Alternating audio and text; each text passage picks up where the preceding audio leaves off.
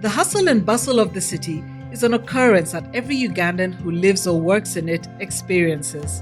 Whether driving or commuting by taxi or boda boda through the city, you may feel the need to take a break from all the heavy traffic. Perhaps grab a quick bite of your packed lunch.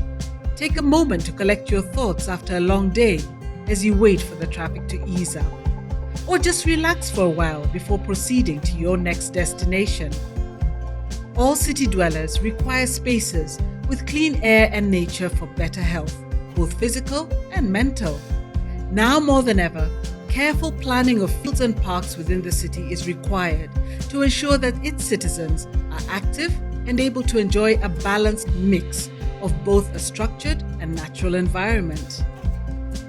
Yet the rise of economic activities and ever-expanding communities have contributed to the reduction of public open spaces for sport, recreation, and community functions. But what are these spaces? Public open spaces are a variety of spaces within the urban environment that are readily and freely accessible to the wider community for recreation. Public open spaces include walkways, parks, bicycle lanes, public gardens, playgrounds, and squares. Public open spaces, however, do not include facilities like schools, stadiums, hospitals, and airports, or vacant, privately owned land. In 2015, world leaders agreed to achieve 17 Sustainable Development Goals, commonly known as SDGs, by 2030. These goals guide government leaders, civil society, and communities on the ways to end extreme poverty and gender inequality, protect the environment, and improve their respective national health standards. Cities play a big role in achieving the Sustainable Development Goals. Therefore, public open spaces have been identified as crucial in achieving Agenda 2030.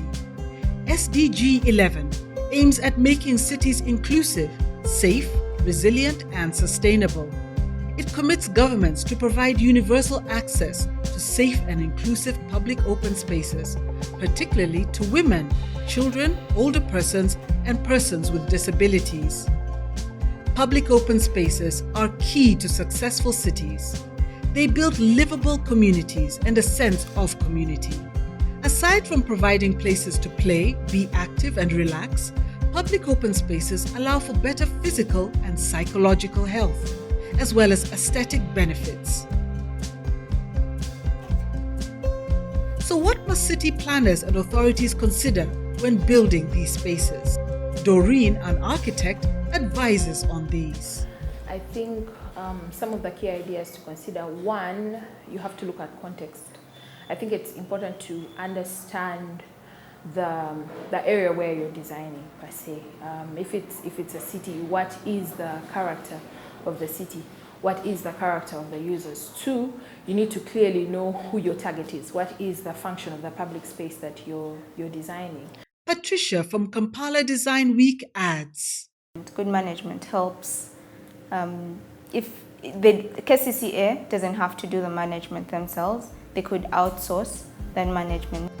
Overall, public open space networks should provide well-distributed and connected suites of spaces that can be adapted to meet changes in social and environmental conditions, diverse community needs, and expectations.